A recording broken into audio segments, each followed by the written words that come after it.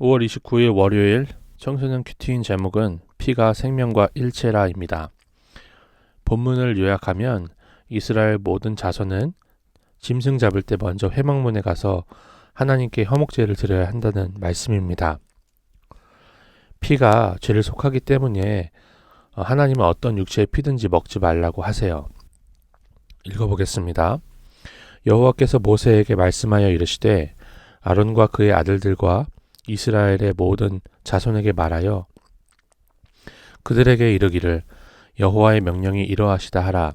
이스라엘 집의 모든 사람이 소나 어린 양이나 염소를 진영 안에 잡든지 진영 밖에서 잡든지 먼저 회막 문으로 끌고 가서 여호와의 성막 앞에서 여호와께 예물로 드리지 아니하는 자는 피 흘린 자로 여길 것이라. 그가 피를 흘렸은즉 자기 백성 중에서 끊어지리라.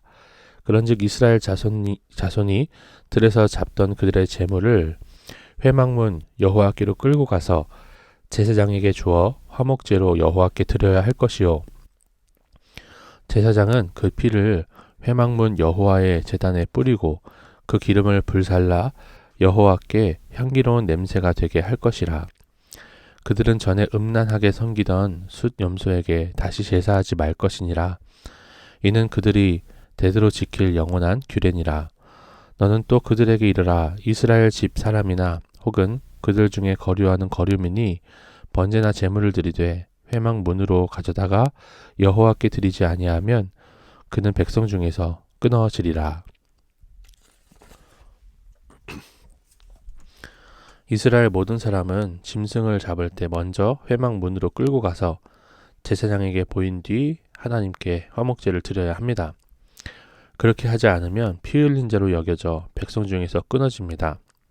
하나님은 또 너희는 이전에 하던 대로 순용소에게 다시 제사하지 말라고 경고하세요. 제사를 받으시는 분은 오직 하나님 한 분뿐이시라는 것이죠. 우상은 허상일 뿐입니다. 우리가 말씀에서 멀어지면 다시 우상 숭배의 올무에 걸릴 위험이 커집니다. 하나님 말씀은 헛된 우상으로부터 나를 보호하는 울타리라고 할 수 있어요. 말씀대로 살아가는 것이 나 자신을 지키는 길입니다. 적용해 보세요. 내가 전에 애지중지하며 섬기던 나의 순염소 우상은 무엇인가요? 그것을 다시 찾고 싶은 마음이 올라오는 때는 언제인가요?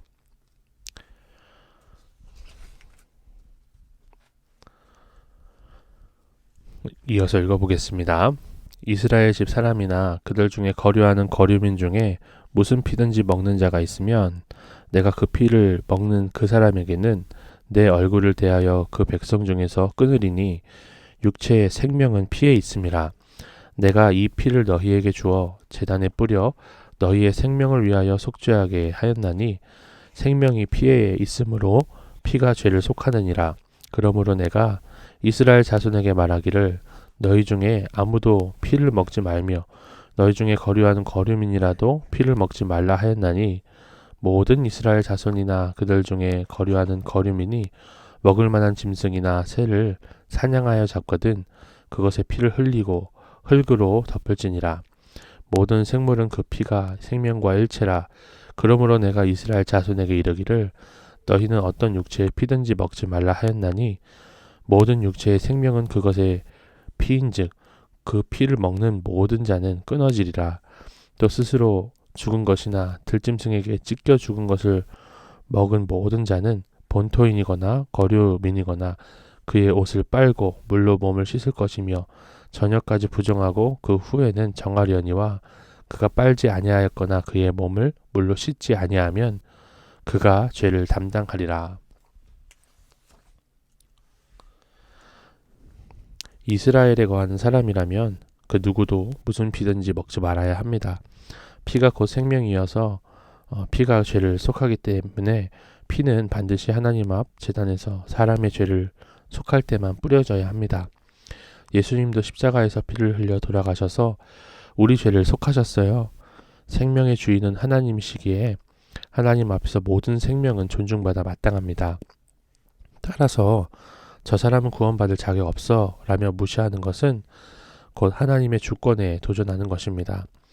한 영혼의 구원을 위해 간절히 기도하며 복음을 전하는 것이 곧 생명을 소중하게 여기는 것이에요. 적용해 보세요. 나는 생명을 소중히 여기나요? 내 주변 사람들의 영혼 구원을 위해 힘쓰는 것이 곧 생명을 소중히 여기는 것임을 깨달았나요? 큐티의 묵상 간증은 주님이 원하시는 순종이라는 제목입니다. 저는 하루 종일 복싱장에서 운동을 하고 집에 와 밥을 먹고 쉽니다. 평소에 저는 하기 싫은 것은 안 하고 먹고 입고 공부하고 자는 것도 다 제 마음대로만 하고 싶습니다. 먹기 싫어도 어머니는 매일 새끼를 골고루 먹으라 하시고 일찍 자고 일찍 일어나라 하시니 순종하는 것도 생색이 납니다. 도장에서 운동을 할 때는 친구들을 무조건 이기고 싶고 칭찬받고 싶습니다. 학교에서 성격 테스트를 했는데 제가 독립적이고 승부욕이 강해서 도박에 빠지기 쉬운 성격이라고 해요. 저희 아버지는 젊은 시절 도박 중독에 빠져 돈을 모두 탕진하셨어요. 저는 아버지와 외모와 성격마저도 너무 닮았습니다. 작년에 아버지는 뇌출혈로 쓰러지셔서 말도 할 수 없고 제 이름조차 기억하지 못하는 장애인이 되셨어요. 마음이 힘들고 답답할 때 저는 알 수 없는 힘에 이끌리듯 도장에서 땀을 흘리며 시간을 보냅니다. 오늘 말씀에서 하나님은 소나 염소를 회막문 여호와의 제단에 끌고 가라고 하십니다. 저의 모든 것을 하나님 앞으로 끌어와 예물로 드리면 그것이 하나님 앞에 향기로운 냄새가 되지만 제 마음대로 잡으면 피 흘린 자로 죄지는 것이라고 하십니다. 제 성품으로는 하나님께도 부모님께도 순종하기가 어렵습니다. 그러나 감사한 것은 언제부터인가 하나님이 믿어지고 교회 예배 시간에 핸드폰을 보지 않고 집중하게 된 것입니다. 마음이 힘들 때 저 자신을 큐티 말씀과 기도 앞으로 끌어갈 수 있기를 기도합니다. 앞으로의 복싱 시합에서도 하나님을 의지하며 결과를 하나님께 맡기고 감사할 수 있는 믿음 주시기를 기도합니다. 이렇게 힘든 상황에서도 정말 주님이 이 친구의 상급이 되어주셔서 아버지가 이렇게 누워있는 너무나 힘든 상황에서 하나님을 아버지로 부르며 나아갈 수 있게 하는 것이 너무나 귀한, 너무나 금보다도 귀한 믿음인 것 같습니다. 이분의 적용은 하루 3끼를 건강하게 먹을 수 있도록 과자를 조금만 먹겠다는 것이고, 도장 가는 길에 하나님께 제 힘든 마음을 솔직하게 기도로 말씀드리겠다는 것입니다. 기도드리겠습니다. 헛된 우상에게 마음과 생각을 내주었던 저의 죄를 회개하여 예수님의 보혈로 저를 구원해 주신 은혜를 늘 기억하고 생명을 소중히 여기며 영혼 구원에 힘쓰는 제가 되길 기도해요. 예수님의 이름으로 기도드립니다. 아멘.